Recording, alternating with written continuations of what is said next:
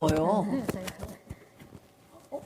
없나 봐요. 지금 중국 증시 개장했는데 마이너스권 동일합니다. 상해 종합이 0.5% 정도 하락으로 출발돼 있는 상황이고요. 현재 3,500선 테스트 들어갑니다. 3,508포인트 정도 선 기록하고 있고 일본도 저점을 낮춰서 지금 2%에 육박하는 하락으로 27,000엔 선 테스트 들어가 있습니다. 우리 증시는 어제 2,800선을 이탈을 했죠. 그래서 코스피 지수가 한 2% 정도 하락한 구간이고요. 코스닥 지수는 1.5% 정도의 약세 흐름 띄고 있습니다. 다시 장중 저점 부근까지 밀려 내려가 있는 모습 속에서 빅픽처 그려보겠습니다. 요즘에는 멀리서 봐도 크게 봐도 하락 추세는 동일하더라고요. 함께 해주실 분은 토마토 투자클럽의 이재필 전문가입니다. 안녕하세요. 예, 안녕하십니까. 네, 원래는 설이나 추석 전이 되면은 들고 갈까 팔고 갈까 이런 주제로 이야기를 많이 나누었는데 이번 한 주 동안의 이벤트도 많고 분위기가 좀 영 서늘해서인지 그런 이야기 쏙 들어갔습니다. 설전 투자 전략 이 시간에 저희라도 좀 세워봐야 될 것 같아요. 이야기 좀 나눠볼게요. 굳이 열거할 필요가 없이 정말 악재가 많습니다. 켜켜이 쌓여있는 악재 가운데서 전문가님이 보시기에 좀 어느 정도 의미가 있다 혹은 계속해서 우리가 체크를 해봐야 된다 하는 이 대내외 악재 몇 가지만 꼽아주시죠. 예, 앵커님 방금 말씀해 주신 대로, 악재들을 나열하기가 진짜, 버거울 정도로, 국내, 국외, 할 것 없이, 굉장히 악재들이 많은데요. 자, 일단 자고 나면 터지는, 우리나라 내부 악재도 있을 거고요. 그리고 또 지금 미국 시장을 지락펴락하는, 어제도 마찬가지, 다우가 1000포인트 이상 빠졌다가, 종가 인플러스가 나긴 했지만요. 그 관련되는 미국 긴축 관련되는 내용도 있을 거고, 또, 마찬가지로 이 미국 시장에도 상당히 좀 큰 악영향을 줬던 지정학적 리스크도 있을 것 같습니다. 그러면은 이 세 가지를 세부적으로 하나씩 좀 다뤄 볼게요. 자고 일어나면 터지는 내부 악재, 대내 악재들을 보고 계신 것 같은데 어떤 게 있을까요? 일단 가장 우리나라 내부에서 좀 도덕적 해이 같은 그런 문제가 좀 있을 수 있는데요. 일단 1월 초에 정초에 바로 터져버린 오스템 임플란트의 횡령 사건도 시장에 좀 안 좋은 영향을 줬다라고 볼 수 있을 거고요. 그리고 또 위메이드에서 위맥스 코인을 매도를 했다라는 거, 이런 부분들도 마찬가지로 좀 도덕적 해이로 볼 수 있을 거고, 또 한 가지 이 카카오 쪽도 마찬가지죠. 이 경영진이 그전에 좀 들고 있던 주식들 이런 것들, 스톡 옵션을 행사한 것들, 이런 것들에 대해서 주식을 매도하고 그랬던 경영진의 먹튀 사건들, 이런 것들도 시장에 좀 안 좋은 영향을 줬을 거고요. 또 작년부터 이 제약바이오 쪽이 전혀 힘을 못 썼었는데요. 이 제약바이오 쪽도 또 1월 달에도 무더기로 또 악재가 나왔죠. 메드팩토하고 안트로젠 같은 종목들은 임상 실험에 대한 악재가 있었고요. 또 셀트리온이 분식회계 관련해 갖고 얘기가 좀 이렇게 나오고 있는 그런 모습이고, 신라젠에 대해서 아직까지 완전히 상패에 대한 결정이 나진 않았지만요, 상장 폐지에 대한 우려감들, 이런 부분들도 분명히 시장을 괴롭히는 요인이다라고 볼 수 있을 겁니다. 또 올해 1월 달 들어서 굉장히 또 여러 가지 사건 사고가 있었는데요. 우리 건설주들을 한꺼번에 다 끌어내렸던 현대산업개발의 아파트 붕괴 사건이 있었고요. 또 에코프로 BM의 그 공장 화재 사건, 효성 TNC의 공장 화재 사건, 그리고 어제는 에코프로 BM 같은 경우는 내부자 거래도 마찬가지로 이렇게 좀 의심 가는 정황이 있다라는 그런 뉴스도 있었고요. 또 어제 현대중공업에서는 근로자 한 분이 또 그 철판 사이에 끼어서 사망하는 그런 사고도 있었고요. 수급적인 이슈로 보면 또 이 LG 에너지 솔루션이 있었죠. 자, 요게 100조 청약 자금이 100조 이상 몰리면서 시중의 자금들을 다 빨아들인 그런 모습이었고, 미국 같은 경우도 조금 이따 다시 말씀드리겠지만 이 외국인들 수급도 미국의 긴축으로 인해서 좀 안 좋은 그런 상황이 됐겠죠. 자, 그래서 올해 초 같은 경우는 1월 달 같은 경우는 이상하리 많지 연초에 모든 악재들이 다 몰려 있는 것 같아요. 하지만 우리나라 내부 악재들 같은 경우는 시간이 어느 정도 지나면 해결될 수 있는 그런 문제다라는 생각입니다.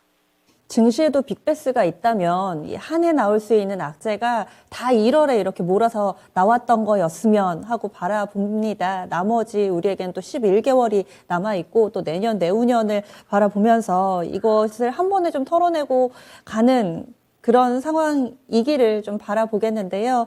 하지만 또 대외 여건도 그다지 좋지가 않잖아요. FOMC는 시작이 됐고 이제 목요일 우리는 그 결과를 받아들게 될 텐데 뭐 아직까지도 정확하게 전망이 모이지는 않습니다. 다소 좀 매파적일 것이다라는 정도의 예상이 있는데요. 관전 포인트 어떻게 맞추고 계세요? 예, 현지 시각 25일, 26일은 연준의 통화정책회의가 있죠. 자, 그런데 지금 여기서 우리가 조금 생각을 해봐야 될 거는 연준은 이미 매파로 돌아서버린 상황입니다. 자, 그리고 매파로 돌아섰다라는 거 그런 부분들은 전부 다 알려져 있는 그런 사실이에요. 자, 지금 3월 달에 금리 인상을 확률 90% 이상으로 3월 달에 인상을 할 거다라는 그런 걸로 받아들이고 있는 시장은 뭐 그런 상황이고요. 골드만삭스 쪽에서는 내년에 4회 이상 그리고 오늘 아침에 나온 뉴스를 보면 5회도 할 것이다라는 그런 전망치를 내놨고요. 또 이 양적 긴축에 대해서 시장이 가장 좀 불안해하는 거는 이 금리가 아닌 양적 긴축 때문에 더 긴장하는 그런 모습이거든요. 자, 그래서 이런 부분들은 7월 달 정도부터 할 것이다라는 그런 전망치를 내놨습니다. 자, 근데 이 연준의 목적을 한번 우리는 생각을 해볼 필요도 있을 것 같아요.